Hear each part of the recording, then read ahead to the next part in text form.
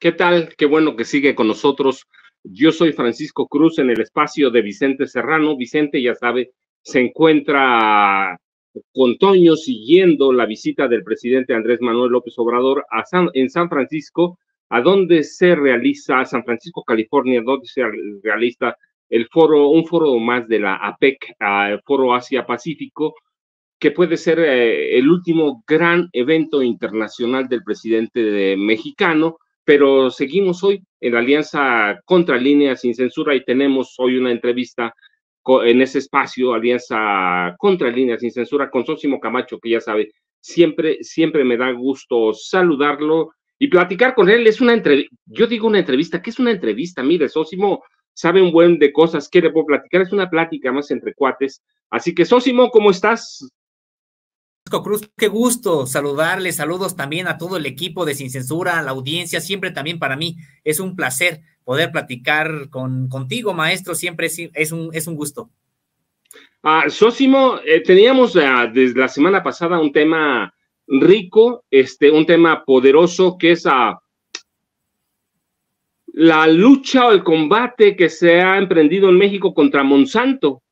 Monsanto Bayer, ¿no? O Bayer Monsanto, una de las empresas líderes de herbicidas en el mundo y de transgénicos que envenenan prácticamente el campo mexicano. Pero hoy tenemos como que una especie de triunfo momentáneo, porque no podemos hablar acá de triunfos definitivos todavía, ¿no? ¿Y qué es? ¿Cómo pasó? ¿Y a quién se lo podemos acreditar de momento? Y hay que recordarle nada más a la gente qué es Monsanto, qué produce y a dónde está prohibido en países como Estados Unidos, ¿no? Canadá, Argentina, Escocia, España, Nueva Zelanda. ¿Y por qué hay esa lucha contra eso? ¿Y qué fue exactamente lo que pasó, Sósimo? Así es, maestro, pues sí, se trata, digamos que, pues no, una victoria, si es que nos atenemos a que ya estaba prácticamente, como se dice de manera coloquial, planchado, este acuerdo para otorgar a Monsanto un amparo, dejarlo en firme, en contra de un decreto que busca proteger a la población mexicana del uso de este agrotóxico glifosato y que, bueno, pues estaba ya prácticamente por darle a Monsanto esa oportunidad de importar de manera masiva, de nueva cuenta, este glifosato. Y decíamos, pues sí, se trata, si lo vemos así, pues sí, de un triunfo porque todo indicaba que ya se iba a salir con la suya Monsanto en este cuarto tribunal colegiado, pero bueno, finalmente, y me parece que gracias a la propia presión social que hubo alrededor cuando se pudo saber qué era lo que iba a ocurrir en ese tribunal, pues entonces hubo no solamente abogados que desde el punto de vista del gobierno federal, sino también de las organizaciones campesinas, de ejidatarios, de comunidades indígenas, pues advirtieron de lo que estaba ocurriendo. Ya nos habíamos referido, maestro, en una charla anterior sobre cómo venía ya una resolución a la que habíamos tenido acceso del propio tribunal, del magistrado ponente Ricardo Gallardo Vara, quien ya prácticamente había pues colocado en su resolución todos los argumentos de Monsanto, había demeritado o incluso excluido aquellos argumentos que vienen de la Agencia Internacional para la Investigación del Cáncer y de otras de la Organización Mundial de la Salud, entre ellas, pues prácticamente para justificar el darle esta posibilidad a Monsanto. Pero la sorpresa no acabó ahí, sino que ya cuando se estaba discutiendo el día de ayer, que se iba a discutir más bien este proyecto de resolución, resulta que al inicio de esta sesión, pues alguien se descuida y aparece en el propio sistema de este Poder Judicial de la Federación que este proyecto había ya sido aprobado y por unanimidad. Es decir, ya era un acuerdo, como decíamos, prácticamente planchado, o generó pues indignación entre los propios abogados, representantes de distintas instancias del gobierno federal, también entre terceros interesados. Estamos hablando de organizaciones como la de Sin Maíz No Hay País y otras organizaciones que pues estaban también interesadas en este asunto, y empezó entonces pues a generar este tipo de indignación que se convirtió en una presión social. Y entonces lo que ocurrió fue que el propio magistrado ponente terminó por retirar esta propuesta en ese sentido ya no se discutió. Se pospuso, quedó en listas, como se le llama en términos ya estrictamente aquí de procesales, de judiciales.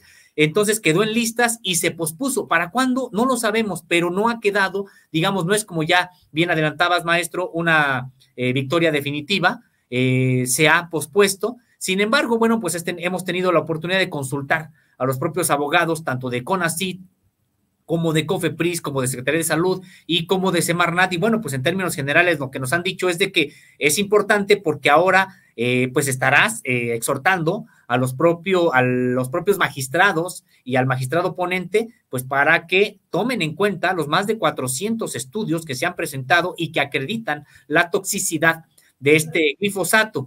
Entonces, sí, si lo vemos así, es un triunfo porque a punto estuvo de que se hubiera sentado un precedente grave, así lo han calificado también los abogados, en materia de que a Monsanto en México se le autorizara la importación de nueva cuenta en los mismos volúmenes que ya lo estaban haciendo, que es de manera masiva, de este agrotóxico.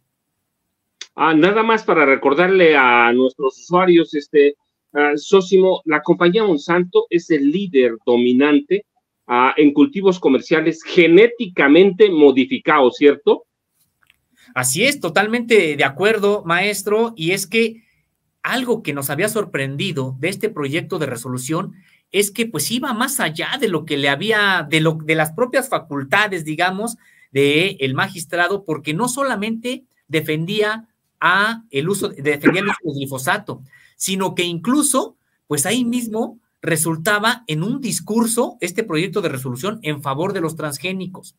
Entonces sí, en efecto, sentaría un precedente muy grave porque no nada más es el uso del glifosato, no nada más es de que se esté utilizando un herbicida conocido popularmente también entre comunidades campesinas como el matatodo, porque es de amplio espectro, es decir, sí, mata pues cualquier otro tipo de hierba que no sea aquella que está modificada genéticamente. Entonces, va totalmente de la mano la utilización de glifosato con el impulso a la utilización de transgénicos en México. Si es que se autoriza el uso de este glifosato en México porque supuestamente no daña a la salud, entonces, en consecuencia, también se estaría, digamos, avanzando para la autorización del maíz transgénico, porque el maíz transgénico es el que sobrevive al uso del glifosato. Para desenyerbar, ellos dicen, pues necesitamos usar glifosato, matar todas las hierbas que no sean la planta que nos interesa hacer crecer, y resulta que los maíces criollos aquí en México, pues mueren ante el propio glifosato. Entonces, ¿qué es lo que se está impulsando? Pues la utilización de maíz transgénico, que es el que resiste a la acción de este glifosato. Por eso es por lo que también veíamos, pues de manera muy sospechosa en esta resolución, no solamente un discurso a favor del uso del glifosato, sino a favor del maíz transgénico. Es que parecía, y lo dijimos ya en este espacio, parecía que hubiera sido Monsanto la que hubiera dictado esa resolución, utilizando incluso frases textuales de algunas de las campañas propagandísticas, publicitarias de Monsanto, que buscan colocar en la opinión pública que el glifosato es inocuo, que no se ha comprobado que tenga algún efecto dañino al ambiente y a la salud humana, cuando decíamos, bueno, pues hay ya muchos estudios al respecto, y sí, en efecto, Monsanto es el líder en la producción de transgénicos y por lo tanto le interesa que varios países o que la mayoría de los países sigan utilizando el glifosato porque es al mismo tiempo una oportunidad que le dan a la utilización de sus maíces transgénicos. Mire usted, ¿qué quiere Monsanto? Quiere que la exenten, lo que dice Sósimo es bien importante, quiere que la exenten de un decreto presidencial que busca un decreto para eliminar en México el uso de glifosato, el maíz transgénico, pero Monsanto es un jugador, como lo decíamos, es el líder mundial que promociona agresivamente tecnología y el uso de pesticidas como el matatodo, le dice Sósimo y tiene razón, que promociona agresivamente, y hoy se guarda la decisión o el proyecto para exentarla, y es un triunfo, pero tiene tantos recursos que esto va a llegar otra vez a la mesa, ¿no, Sósimo? Sí, así es, porque son 37 amparos los que decíamos en cascada han estado interponiendo no solamente Monsanto, sino otras transnacionales, algunas de ellas aquí representadas en México a través del Consejo Nacional Agropecuario y otras cámaras del alto empresariado agroindustrial en México, y que son varias las transnacionales, varios los empresarios mexicanos que han interpuesto esta cascada de amparos. Son 37 juicios de amparo, de los cuales 17 ya fueron sobreseídos, es decir, ya fueron desechados por el Poder Judicial. Sin embargo, pues siguen vivos 20. Los que preocupan es de Monsanto, que se estuvo discutiendo y que, bueno, que ya no se discutió en el pleno de este tribunal, cuarto tribunal colegiado, pero estará discutiéndose próximamente. Hay otro también en los cuales ya en una primera instancia le han dado la razón a otra empresa, Belcimex, esta empresa mexicana, también para que pueda importar el glifosato que quiera prácticamente, pero que ha sido combatido y entonces tendrá que ser resuelto de nueva cuenta, es discutido por magistrados este amparo para ver si quedan en firme o no estos favores que ya ha obtenido algunas empresas de la justicia mexicana. Entonces, sí, en efecto, esto no es algo que ya haya concluido, ha sido una buena noticia lo que ocurrió el día de ayer, y señalar que si pudo concretarse por lo menos que se pospusiera esta discusión, pues fue gracias a que se les vino abajo el albazo que pensaban dar, porque prácticamente había sido metido esto de manera subrepticia, rápida, de manera muy rápida, como para que no pudieran reaccionar en las propias instancias del gobierno federal, que están al pendiente de este asunto.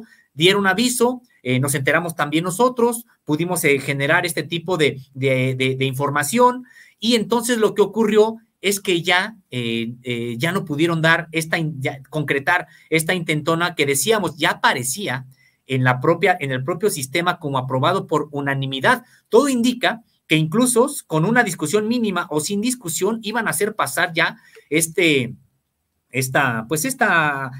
otorgamiento de amparo, esta resolución que ya estaba ahí como borrador, pero que de manera afortunada, bueno, pues hubo esta presión social, porque fueron también organizaciones sociales las que se sumaron a esta presión, y sobre todo que pues también generó mucha indignación ese descuido que tuvieron para presentarlo ya como algo concluido, como algo ya incluso aprobado por unanimidad, y entonces finalmente pues el magistrado ponente tuvo que interrumpir un poco su participación, salir nervioso, regresar y entonces señalar que estaba proponiendo que se retirara de la discusión ese proyecto de resolución, toda vez que él argumentó habría pues un tercer interesado que interpuso algún tipo de reservas, y atendiendo a esa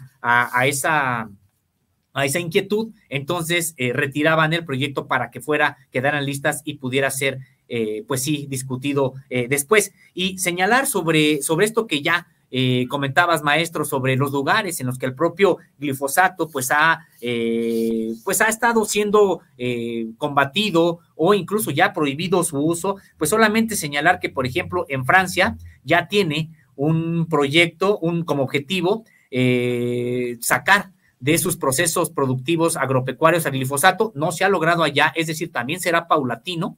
Ya se ha tomado este ejercicio como un objetivo a alcanzarse, solamente utilizarlo para lo esencial en estos momentos, pero generar también un programa en Francia para que ya no se use.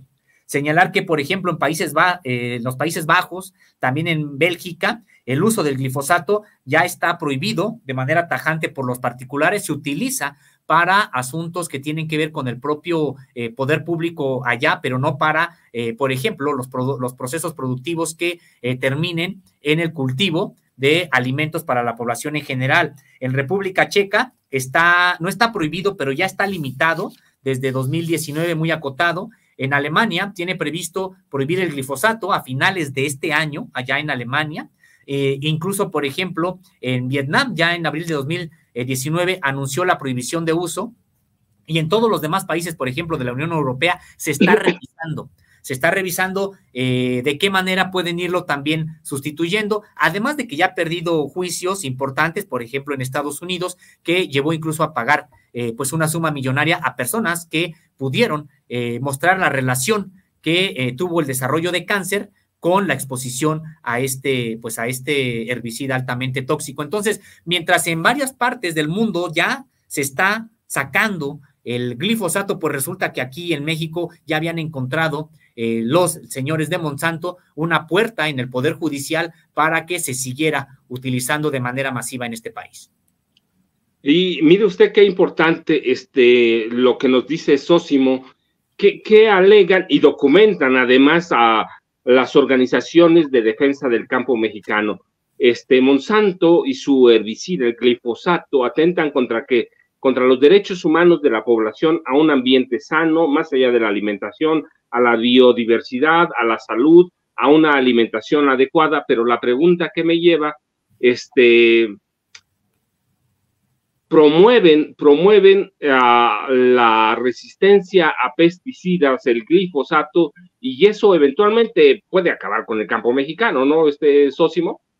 Sí, totalmente. Este tipo de herbicidas, decíamos, de amplio espectro, porque finalmente terminan dañando, ojo, no solamente a las plantas, sino incluso también pues a todo un ecosistema que incluye abejas, que incluye insectos, que son por supuesto benéficos para la propia naturaleza, para el ecosistema, que terminan pues sí, agrediendo de manera muy intensa, porque además pues al matar prácticamente toda hierba que no sea transgénica, digamos, cuando se aplica así de manera directa en campos de cultivo, pues lo que ocurre es de que se está contaminando incluso el propio suelo. De hecho, ya hay muchos estudios, se han estado presentando, decíamos, más de 400 en el caso de lo que ha ido argumentando el propio gobierno mexicano, que son estudios de carácter científico que dan cuenta de cómo termina, pues sí, contaminando el agua, el suelo, que termina afectando a otras especies, no solamente del reino vegetal, sino del reino animal también, y que incluso terminan el propio glifosato hasta en leche materna, en algunos otros fluidos corporales, etcétera, es decir, como muestra de que están presentes en el organismo. Entonces, y por supuesto hay muchos ya estudios que están señalando esta relación entre el propio cáncer y el desarrollo de cáncer y el uso de glifosato, que decíamos, por mero principio precautorio, el propio Poder Judicial estaría obligado a suspender su uso. Ya ni siquiera consultando estudios contundentes de carácter científico, como ya los hay, pero ni siquiera consultándolos, tan solo con el principio precautorio de señalar aquí hay un producto que pudiera afectar la salud de la población mexicana, el Poder Judicial tendría que suspender su uso mientras se realizaran las propias investigaciones correspondientes. Aquí lo que indigna y lo que preocupa es de que incluso ya habiendo este tipo de estudios científicos, aquí el Poder Judicial todavía sigue reproduciendo el discurso de Monsanto, y ya lo comentábamos, muy sospechoso porque se trata de un discurso muy similar al que en su momento generaron las propias tabacaleras, y que durante mucho tiempo estas tabacaleras, ya a sabiendas que fumar causaba cáncer, seguían diciendo que no había estudios concluyentes, seguían diciendo que en realidad el tabaco era inocuo, que había otro tipo de productos químicos que sí eran dañinos y el tabaco no, etcétera. Ahora ya sabemos eso. Hubo incluso investigaciones periodísticas realizadas en varias partes del mundo de manera destacada, por ejemplo en Estados Unidos, donde dieron cuenta de cómo las propias tabacaleras pues ya sabían que que era un producto dañino, pero en aras de mantener sus altas tasas de ganancia, pues entonces ocultaban, incluso contrataban a algunos científicos que se prestaban a poner en cuestionamiento los estudios que señalaban ya la relación entre el cáncer y el consumo de tabaco, etcétera, y que decíamos, pues mucho tiempo después tuvieron que aceptarlo. En este caso estamos en algo muy similar, en el que ya hay muchos estudios que dan cuenta de la relación entre el cáncer y el glifosato, pero todavía pues está esta industria con un discurso diciendo que no hay todavía pruebas contundentes. Probablemente ya en próximos años será algo juzgado, no sujeto a discusión, pero mientras tanto pues tratan de salvar sus ganancias, y todavía estamos pues siendo objeto de este tipo de campañas, que es algo muy grave porque incluso podría ser más grave que el consumo de tabaco, porque la utilización de este tipo de producto que queda presente en los alimentos, pues es de consumo todavía más masivo y además de consumo indiscriminado de las propias poblaciones. Es decir, si es que el tabaco en su momento, pues estaba destinado a determinados sectores de la propia población, hasta incluso por edad, etcétera, pues en el asunto del glifosato se consume incluso sin saber que se está consumiendo glifosato por la presencia que queda en los alimentos a los que tienen acceso desde recién nacidos hasta las personas de la tercera edad. Entonces, se trata, me parece, de un asunto incluso peor todavía que en su momento la campaña que generaron las tabacaleras cuando decían que su producto era inocuo, a sabiendas de que ya había estudios que de manera contundente relacionaban el desarrollo del cáncer con el consumo de ese producto. Y mire usted, le voy a resumir algunas cosas que hemos platicado, que nos ha platicado Zósimo, y que son en realidad eso, y es lo que concluyen los científicos. Los genes de ingeniería genética tienen la mala costumbre de aparecer en cultivos no modificados genéticamente, y cuando eso pasa, los agricultores pagan el alto precio en la salud, y extender esto en el monocultivo nos llevaría a afectar la producción agroalimentaria mexicana, ¿es cierto, Zósimo? Así es, porque hay que recordar que venimos de un modelo agropecuario que vino prácticamente a matar el campo mexicano. Tendríamos nosotros que recordar que hasta antes de la implantación a ultranza del neoliberalismo, pues México era autosuficiente en algunos alimentos que pues son incluso base de la propia dieta de la población mexicana. Estamos hablando, sí, del maíz, estamos hablando, por supuesto, también del frijol, de la calabaza, etcétera, de una serie de alimentos de los que México durante mucho tiempo no solamente incluso fue autosuficiente, sino que además lo que se producía en el país alcanzaba para vender al exterior.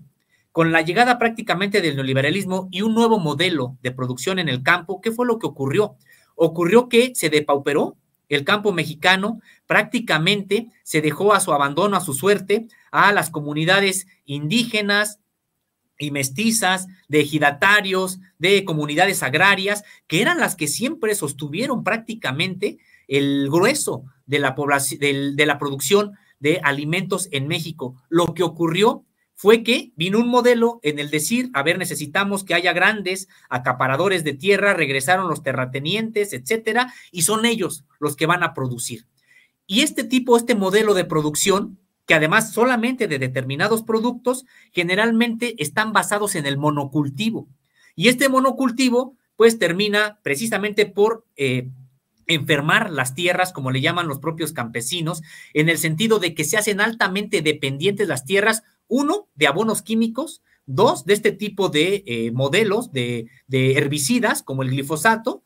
¿Y qué es lo que viene a ocurrir? Lo que ocurre es de que sí, ya no estamos hablando de la milpa mexicana, esta aportación de la agricultura de México al mundo, de esta milpa mexicana donde no solamente es el monocultivo o una sola planta la que se produce, sino varias plantas que entre ellas se apoyan prácticamente en la generación de distintas variedades de alimentos y que además no empobrecen la propia tierra. Entonces se cambió todo eso.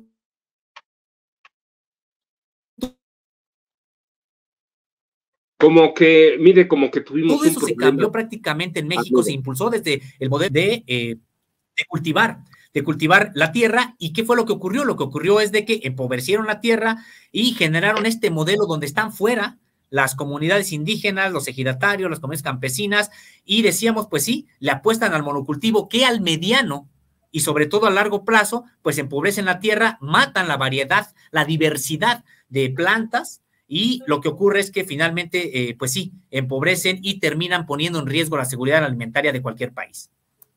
Antes de que pasemos a la otra pregunta, mire, tuvimos un problema momentáneo, fue de segundos, pero estuvimos bien de regreso. Monsanto es quizá la empresa de ese ramo de herbicidas que gasta más que cualquier otra de agroindustria en cabildeo para presionar en este caso, por ejemplo, al Poder Judicial mexicano para que aprueben todo lo que se hace, aun si atenta contra la soberanía alimentaria de un país. Y tenemos muchos temas, pero antes de ese, parece, Sósimo, que la única forma de combatir a empresas o grandes monstruos como Monsanto es a través de las organizaciones sociales. ¿De qué otra forma podemos hacer presión cuando tenemos a un poder judicial que parece entregado a grandes organismos como no? Sí, totalmente de acuerdo. Y no obstante que, por ejemplo, pues en el Poder Ejecutivo hay un apoyo, pues podríamos decir que importante a estas organizaciones, en el caso, por ejemplo, que se puede observar desde la Semarnat, desde el CONACYT, desde la COFEPRIS, no tanto desde la SADER, pero bueno, ahí está como parte también de este gobierno, porque hay que recordar, la propia SADER, bueno, pues se le ha relacionado más precisamente con el propio Consejo Nacional Agropecuario que con estas organizaciones campesinas, pero en términos generales, pues hay un gobierno federal que impulsa, esto sería impensable, digamos, con un gobierno como el de Felipe Calderón, como el de Enrique Peña Nieto, o de Fox, por ejemplo, totalmente, bueno, pues que abrazaron el neoliberalismo y que pues para nada se iban a enfrentar a Monsanto o para nada iban a decir que se interrumpieran los flujos de glifosato hacia el país. Tenemos ya una determinación de un gobierno federal que dice vamos a sustituir de manera paulatina el uso del glifosato por otro tipo de técnicas y otro tipo de productos. Y sin embargo, a pesar de que hay la voluntad, digamos, de un gobierno federal en ese sentido, pues vemos que Monsanto todavía ha tenido la oportunidad pues de seguir imponiendo determinadas, por ejemplo, en este caso, interponer amparos.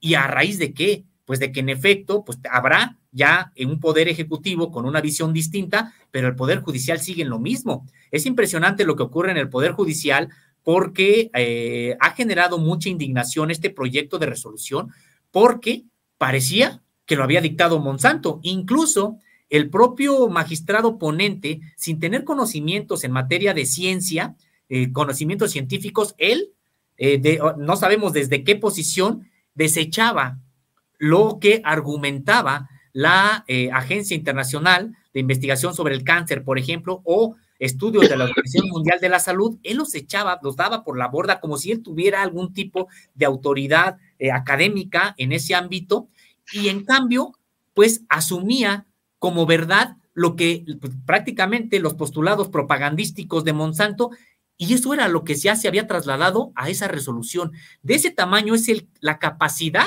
entre comillas, de cabildeo a la que ya hacías referencia, maestro, esta capacidad de cabildeo como para que sus postulados aparezcan en un proyecto de resolución de carácter judicial que va a beneficiar a la propia Monsanto. Pues, ¿cómo le hacen para cabildear? Hay que recordar que en México no está bien regulado esto del cabildeo y que sí, ha sido público que Monsanto pues manda a sus cabilderos a tratar de convencer a veces a legisladores. También hay que recordar que en el sexenio anterior tuvieron un gran protagonismo los cabilderos de Monsanto en el propio poder legislativo. Hoy vemos que pues ya no lo tienen tanto ahí, tampoco, por supuesto, en el Ejecutivo, pero entonces, pues, lo encuentran ahí en el judicial. Indignante, decíamos, porque pues habría que pensar cómo le hacen estos cabilderos para convencer a algunos magistrados o jueces de que ellos tienen la razón contra la evidencia científica de varias organizaciones internacionales, ellas sí, de carácter científico.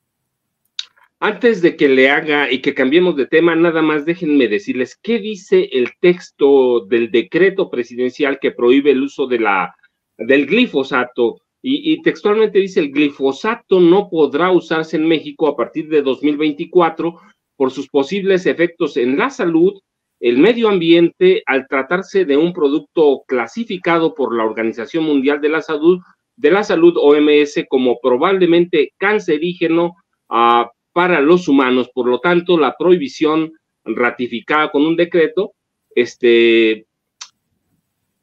vital para el sustento del campo mexicano. ¿Qué va a pasar? Bueno, tendremos que ver en los próximos días, semanas, quizá guardar momentáneamente el proyecto de resolución no resuelve todo, es más, no resuelve casi nada, pero es muestra que la presión sobre la presión de organizaciones no gubernamentales, organizaciones del campo, pues puede dar efecto, puede surtir efecto, puede impactar en los magistrados, más allá de que pudieran comprarlos o venderse a corporaciones como Monsanto, pero tenemos aquí a Sósimo, no podemos dejarlo, y tenemos otro tema que Contralínea lleva también en los últimos días, en las últimas semanas, que es el cambio de elección, bueno, no sé si fue una elección real, Sósimo, en la Universidad Nacional Autónoma de México, con un nuevo rector, pero ¿qué representa la elección de Leonardo Lomelí o nombramiento de Leonardo Lomelí Vanegas como nuevo rector de la UNAM? No me atrevo a decir que fue una elección porque parece que todo ya estaba bien arregladito, ¿no, Sósimo? Que va para mantener el status quo, los mismos grupos, el grupo que controla hace décadas a la UNAM y que no parece haber ningún cambio, ¿no?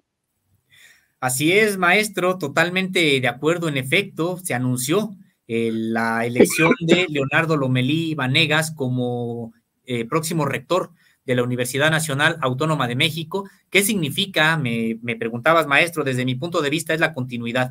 Es exactamente lo mismo el cerrar la posibilidad de cambios en la Universidad Nacional Autónoma de México, y me parece que incluso la profundización del control que este grupo ejerce ahí en la universidad, y que decíamos, pues también hay que señalarlo, pues es un grupo que ha estado muy afín al grupo pripanista, es decir, señalar que la propia Universidad Nacional Autónoma de México, sí, en su comunidad es muy amplia, hay mucha pluralidad, hay mucha diversidad de carácter político, por supuesto, pero quienes gobiernan la Universidad Nacional Autónoma de México no reflejan esa pluralidad que tiene la comunidad universitaria. Hay que recordar, son grupos ligados al poder desde hace ya mucho tiempo, más de 50 años, ligados al poder en turno. Entonces me preguntabas, pues, ¿qué significa la llegada de Leonardo Lomelí Vanegas? Decíamos, pues es la continuidad de acuerdo con el propio perfil de esta persona. Recordar que pues es parte del propio equipo de Enrique Graue desde 2015, lo acompañó como secretario general de Enrique Graue. Es pues prácticamente el segundo puesto más importante después del rector en esta estructura de poder universitaria. Entonces, en ese sentido, pues prácticamente se trata de apostarle a la propia continuidad y decir que incluso pues se asume esta continuidad con las primeras declaraciones que dio la semana pasada al ser designado. Pues él de manera clara dijo que, bueno, que él venía por dar continuidad a el trabajo que ya había hecho Enrique Graue. Ha dicho que lo único que considera que se puede hacer es corregir los desequilibrios que hay en la propia universidad, pero prácticamente pues ha cerrado cualquier tipo de cambio o cualquier discurso que viniera a decir, bueno, no obstante, escuchamos a la propia universidad universitaria y a la sociedad mexicana en su conjunto y consideramos que será importante revisar algunas de las propias, del propio funcionamiento de la universidad en materia de autogobierno. Pues no vemos nada de eso, por el contrario, asumiendo que supuestamente considera que su asunción fue de manera democrática. Ya desde ahí, bueno, pues podemos nosotros advertir que es la continuidad. Y decíamos, pues por supuesto que no puede ser de manera democrática cuando fue elegido por 15 personas notables, como se les llama ahí en la universidad, que son quienes integran la Junta de Gobierno, son las que imponen esta autoridad a una comunidad de 450,000 personas. No obstante, que hubo pues muchas críticas sobre esta manera en que se elige a la persona, porque estas 15 personas notables que eligen al rector, pues tampoco representan a la comunidad universitaria, sino a los grupos de poder al interior de la universidad. Es decir, pues no hubo ningún tipo pues sí, de sorpresa, y eligen al secretario en la UNAM, eligen al secretario de Enrique Graue como próximo rector, pues totalmente en la continuidad.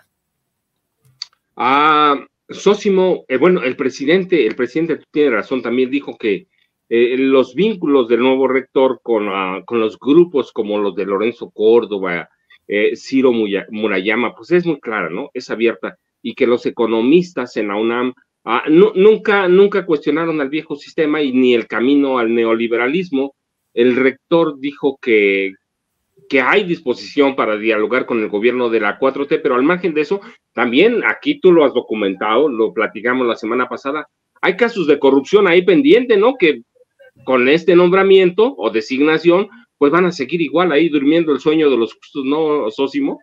Sí, totalmente, maestro. Es impresionante el nivel también de impunidad que prácticamente se le garantiza a estos grupos, de los cuales ya se ha documentado los casos de corrupción en que han incurrido, y que prácticamente pues hay un silencio absoluto de la propia universidad, no referirse al tema, no dar entrevistas a pesar de los documentos con los que se cuentan.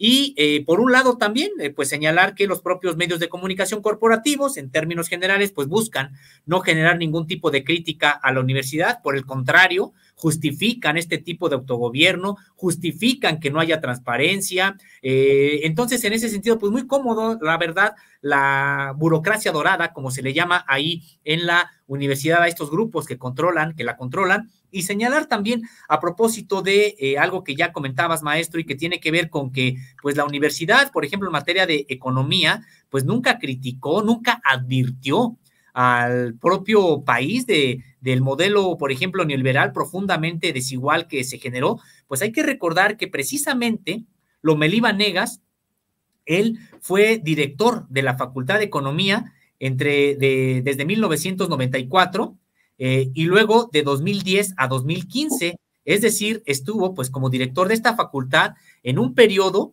en el que se consolidó el propio modelo neoliberal en México. Y no solamente es de que se haya consolidado en términos de gobierno, sino que también al interior de la propia universidad. La universidad abrazó precisamente el propio neoliberalismo por esta relación que siempre hubo entre autoridades universitarias y los personajes que detentaban el poder.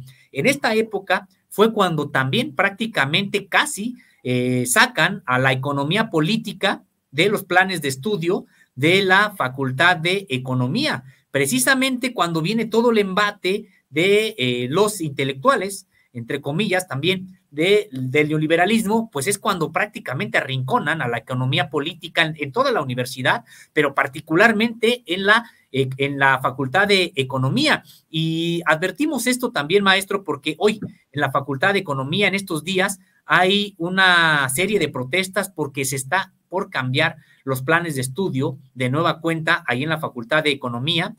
Finalmente decíamos, pues no pudieron echar a la economía política, que es la economía crítica, la economía dura, que se va al fondo del fenómeno social político, explicar por qué hay desigualdad, explicar por qué, quién genera riqueza, cómo se genera riqueza, todo esto que es parte de los economistas con este tipo de enfoque. Pues resulta que lo arrinconaron y hoy hay incluso el riesgo de que en algún momento pues terminen ya de echar de manera definitiva este pensamiento crítico de la economía política. Entonces, y lo decimos en este momento porque, bueno, precisamente un exdirector de la Facultad de Economía que abrazó el pensamiento más neoliberal, que por supuesto la otra vertiente, pues llega a la rectoría en un momento en el que también se está discutiendo el plan de estudios ahí en la Facultad de Economía. Entonces, sí, recordar que la universidad se está convirtiendo, parece ser con este nombramiento de continuidad, pues en un bastión de la derecha en México, porque me refiero desde el punto de vista de quien la controla, de quien la gobierna, no así del grueso de la comunidad universitaria, pero sí, hacia allá parece que se encamina la propia universidad a ser un polo intelectual, vinculado a los intelectuales orgánicos del viejo régimen, y que pues ahí está consolidándose precisamente como un acervo, si queremos llamarlo intelectual, pues del PRI-panismo ahí en reserva en la Universidad Nacional Autónoma de México. Sósimo, es gravísimo, ¿no? Porque la universidad tiene problemas serios en cuanto da la impresión de que se ha convertido verdaderamente la autonomía en un país dentro de otro país, ¿no? O en un estado dentro de otro estado, así que no podemos saber bueno, no solo podemos saber, sino que no hay grandes avances y no va a haber grandes avances porque no ha habido en la matrícula de estudiantes, en las tecnologías digitales. Es decir, hay una problemática seria que esconde este nuevo nombramiento, ¿no? Sí, totalmente. Y es que ellos se amparan, como ya comentabas, maestro, en la propia autonomía o en decir, este es un argumento que cada rato lo están esgrimiendo y que ya lo esgrimió incluso el propio nuevo rector, que entrará en funciones próximamente. Ha dicho, es que no puede haber democracia en una institución académica porque la ciencia no se pone a votación. Pues si no estamos pidiendo que voten acuerdos científicos, lo que estamos nosotros pidiendo pues que se vote es los cargos que son de carácter administrativo. El rector, todos los demás puestos que uno pudiera enlistar, pues no van a votar o van a decidir si algo tiene carácter de ciencia o no. Ellos están ahí para ejercer un cargo de carácter político-administrativo y por lo tanto, en ese sentido, pues sí, deberían de ser sujetos de una votación. Hay quienes dicen, no, es que es una institución académica y la ciencia no se pone a votación. Pues si nadie está pidiendo que se ponga a votación la ciencia, sino el ejercicio público al interior de una universidad. Eso por un lado. Y por otro decíamos, pues sí, la universidad viene adoleciendo de varios asuntos que tienen que ver con la falta de transparencia y en este sentido, pues ni siquiera hay la idea de decir, vamos a revisar la manera en que la universidad se gobierna, para entonces generar estas opciones de rendición de cuentas reales. Entonces, vemos que no hay ni siquiera esa intención de decir, oye, vamos a reflexionar sobre si la manera que heredamos de la Edad Media, porque es eso, de gobernar a la universidad, pues ya la tenemos que ir poniendo al día. Será importante que haya otro tipo de órganos colegiados. Tal vez no quieren abrir la discusión al grueso de estudiantes y de trabajadores y de investigadores y profesores porque los consideran menores de edad. Eso pareciera ser en el caso de las autoridades universitarias, pero entonces abrir otro tipo de representación, incluso pues indirecta, pero que ya involucre a mayor número de universitarios, no a 15 que están decidiendo quién es rector, quién es director de un instituto, director de una facultad, director de un colegio, etcétera. Así es como se eligen las autoridades en la universidad, a través de esta junta de gobierno, que a su vez los integrantes son propuestos por el rector y nombrados por el consejo universitario, en el que también dominan las propias autoridades. Por eso decíamos, se trata de que se están pasando el poder entre ellos, y ellos dicen, no, hay democracia, porque mira, sí, son 15 nada más los que eligen al rector, pero esos 15 son electos por el Congreso Universitario. Lo que no dicen es que ese Congreso Universitario elige a esos 15 por una propuesta del propio rector, y el Congreso Universitario a su vez también está controlado por las autoridades. Por supuesto que así es como han conservado el poder por tanto tiempo, porque solamente se lo están pasando entre ellos. El rector incide en los que integran la Junta de Gobierno. La Junta de Gobierno elige al rector. Entonces, así es como se están pasando prácticamente, es como encontraron esta manera que ellos dicen que le da estabilidad a la universidad. Pues yo no sé si a esto le podamos llamar estabilidad o autoritarismo. Ellos incluso le llaman autonomía, y no, pues la autonomía es otra cosa, pero bueno, es parte del discurso para justificar esta manera en que se gobierna la universidad hasta pleno siglo XXI. Sósimo, ahora que hablas de discursos y de estabilidad, el presidente dijo algo que a mí me asustó en lo personal, yo creo que debía asustar a cualquiera.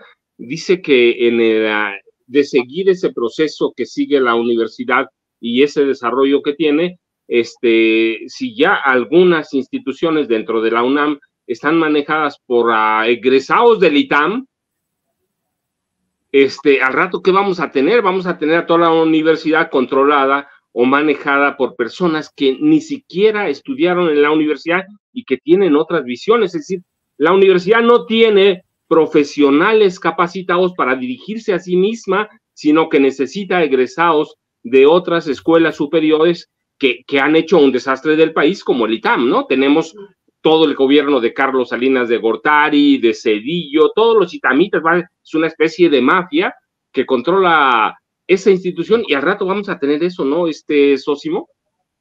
Sí, es que es impresionante lo que ocurrió en la Universidad Nacional Autónoma de México, como si la universidad, con todo el prestigio y sí la calidad que tiene, necesitara de otro tipo de académicos que vengan a gobernarla, porque además es eso lo que empezó a ocurrir.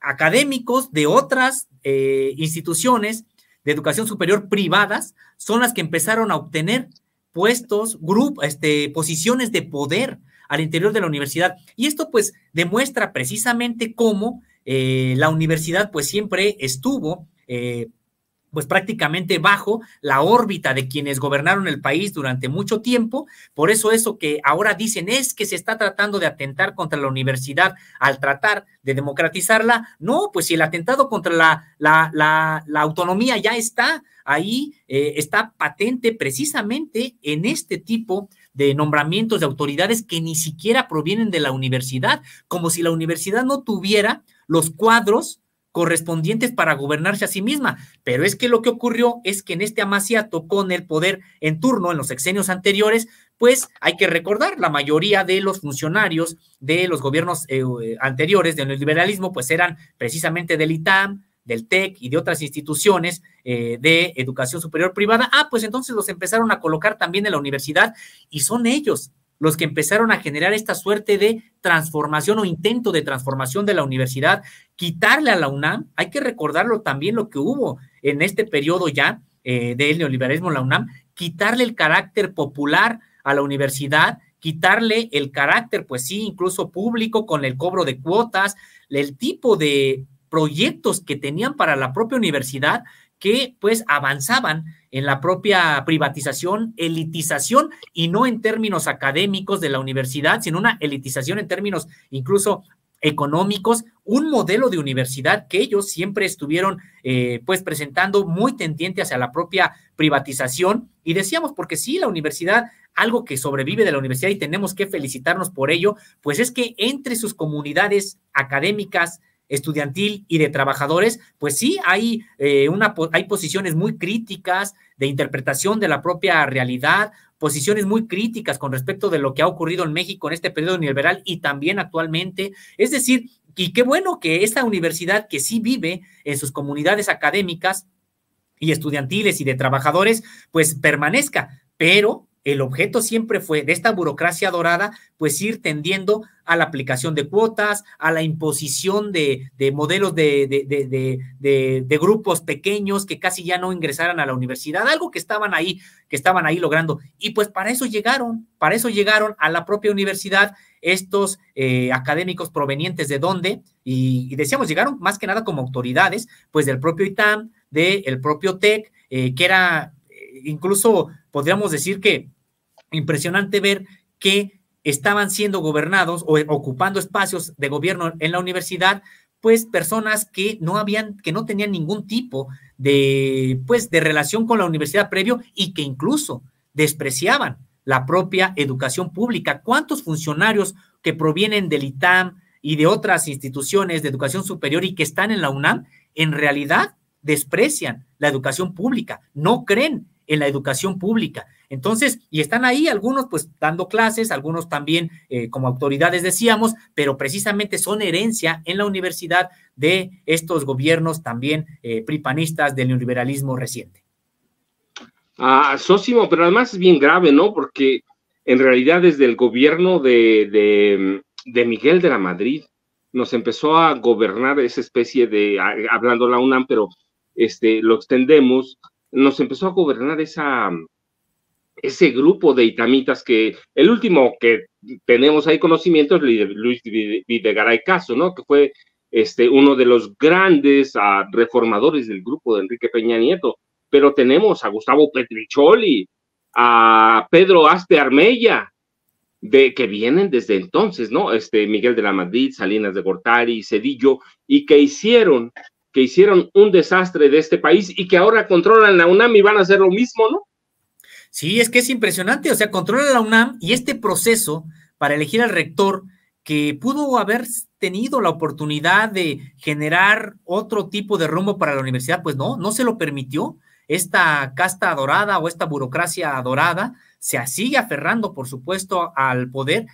Y lo grave no solamente es que pues demerita la propia universidad. Hay que recordar cómo incluso recientemente, pues precisamente este grupo que controla la universidad metido en política, pues vimos de manera pues muy desvergonzada enmendarle la plana a Xóchitl Gálvez, pero en beneficio de ella, prácticamente diciéndole, mira, pues tú reconociste que plagiaste públicamente, pero no es cierto, no plagiaste, mira, prácticamente es lo que se le dijo a Xóchitl Gálvez, solamente acomoda bien estas citas, vuélveme a entregar el trabajo y ya está a salvo tu propio título que te otorgamos. ¿Y esto a razón de qué? Pues de que la UNAM, con esta burocracia dorada, está metida en política. Eso es lo que realmente le hace daño a la propia universidad, le hace daño el papel en la que la han puesto, decíamos, la propia burocracia dorada, mientras que investigadores de todos los ámbitos, de las ciencias duras, de las matemáticas, de la física, también de las ciencias sociales, investigadores, estudiantes, profesores, pues la ponen en alto.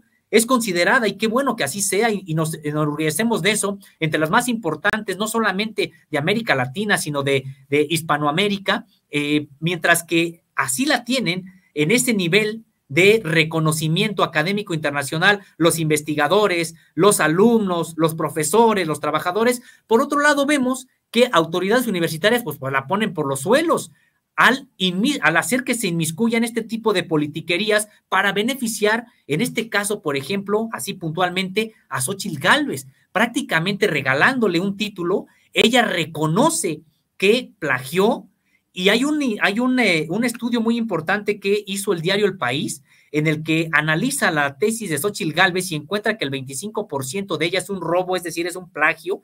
Analiza que no solamente prueba, más bien este estudio, este reportaje de El País, que no solamente plagió un programa gubernamental en México, sino 2 trabajos de académicos latinoamericanos, la propia Wikipedia y un protocolo también de ingeniería, y resulta que la UNAM le dice que no se preocupe, que no plagió, que solamente le faltó anotar unas citas y citar correctamente. Pues vemos entonces aquí a la universidad por sus autoridades, pues por los suelos, prácticamente enlodando el propio nombre de la universidad. Son los contrastes que hay al interior de la universidad, y creo que se perdió esta oportunidad, más aún cuando hubo un ejercicio democrático llevado a cabo por estudiantes, alumnos y trabajadores, en el que colocaron urnas en la mayoría de escuelas, institutos, facultades, para que mediante credencial pudiera expresarse la comunidad universitaria.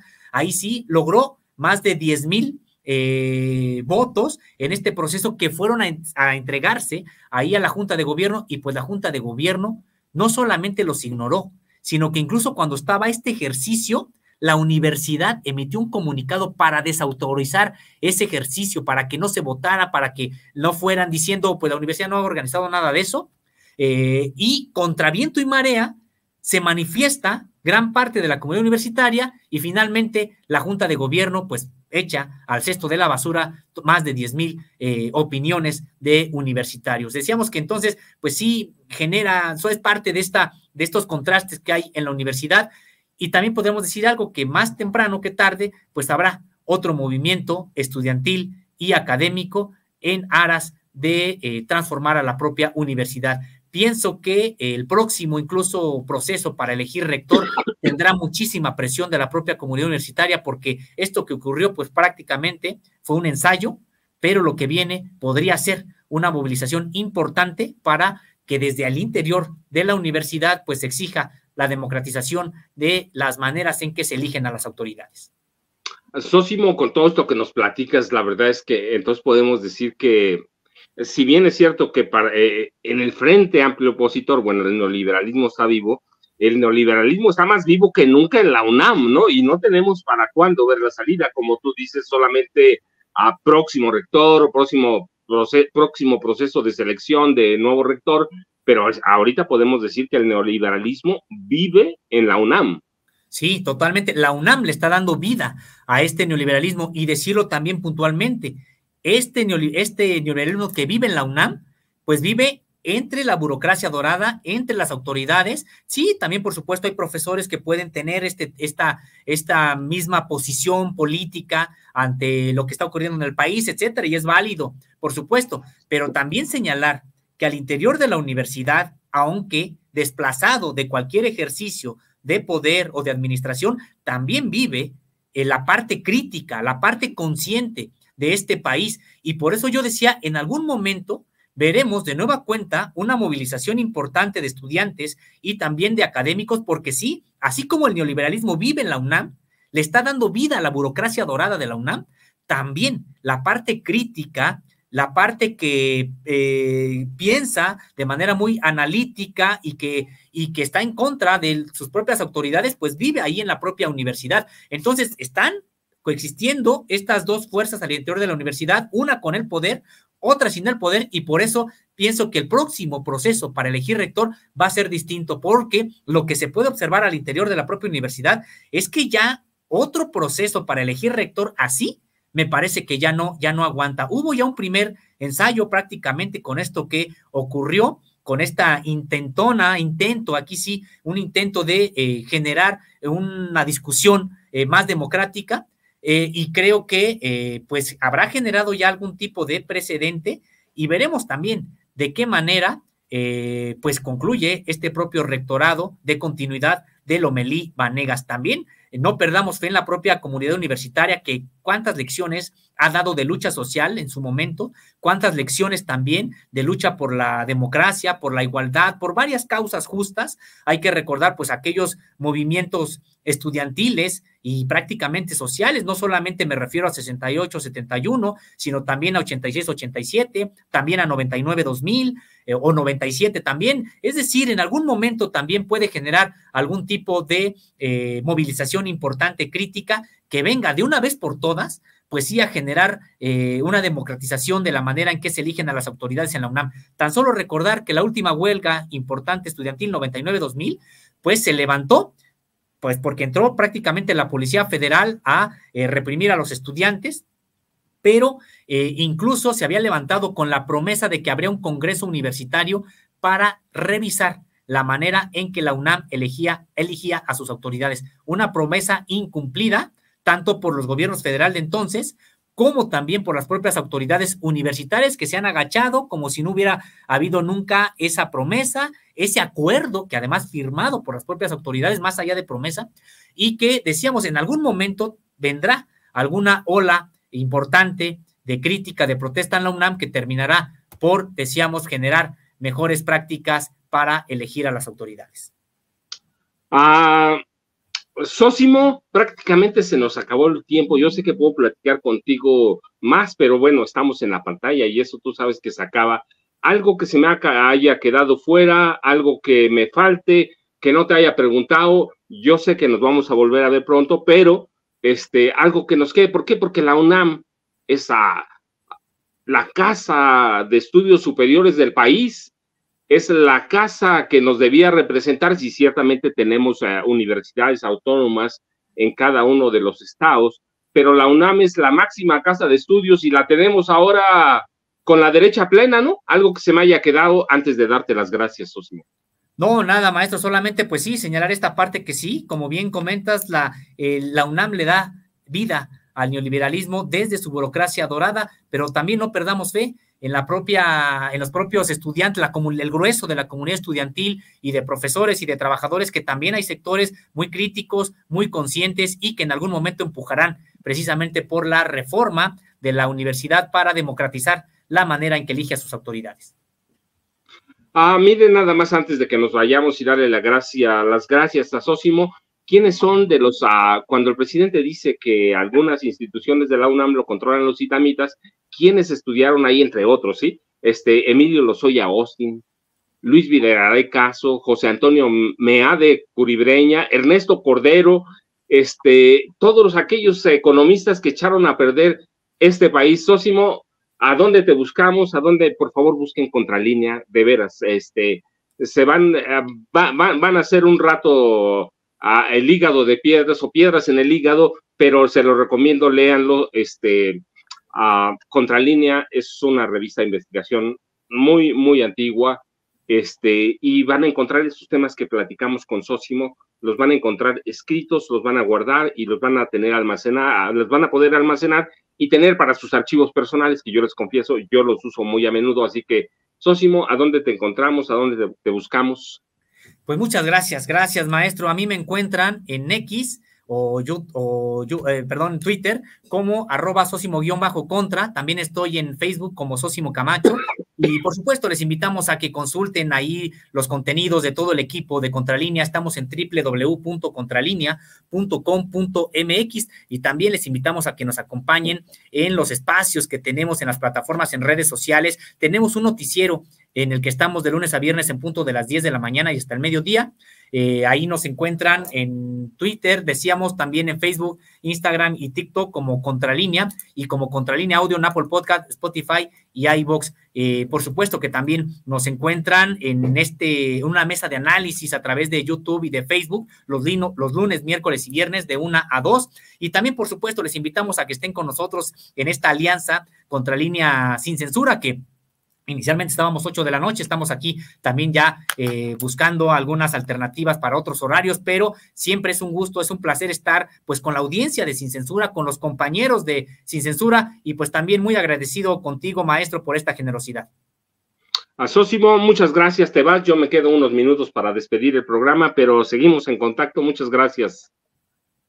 Y usted, por favor, no se vaya, síganos, recuerde que tenemos una cobertura especial con Antonio Ruiz, con Vicente Serrano, en San Francisco, California, a donde se realiza un foro de la Asociación Asia-Pacífico, la APEC, al que asiste el presidente mexicano Andrés Manuel López Obrador, que se reúne con sus homólogos de China, Xi Jinping, y de Estados Unidos, Joe Biden, y que tienen temas interesantes porque tienen que tratar forzosamente la relación con el fentanilo, que se ha convertido en un problema circular, y el tema de los migrantes, que también es un tema circular y que afecta por lo mismo a los tres países, y que este puede ser el último gran evento internacional del presidente Andrés Manuel López Obrador. Muchas gracias, yo soy yo soy Francisco Cruz, en el espacio de Vicente Serrano. Muchas gracias, buenas noches.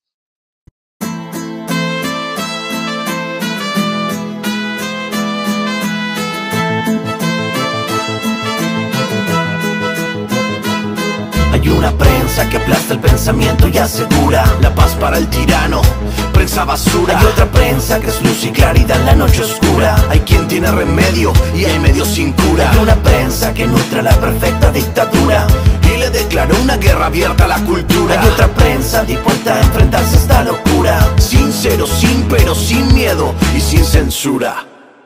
Hay una prensa sin vergüenza que dispensa ofensas a una masa densa que desconoce qué piensa. Si cambia de discurso buscando que no se note, porque no llegó la pauta, la payola ni el chayote. Corporaciones contabilizando acciones a la hora de esconder o pregonar sus posiciones, dejando trascender suposiciones, chimentos o pariendo mentiras sin ningún remordimiento. La libertad de prensa, la libertad de empresa, la libertad expresa de los dueños de la imprenta, propensa a dar batalla en pos de su codicia a quien venga y dé la talla en la lucha por la justicia. Desquicia, son mentiras, no noticias, pero hay otra prensa de verdad que no es ficticia.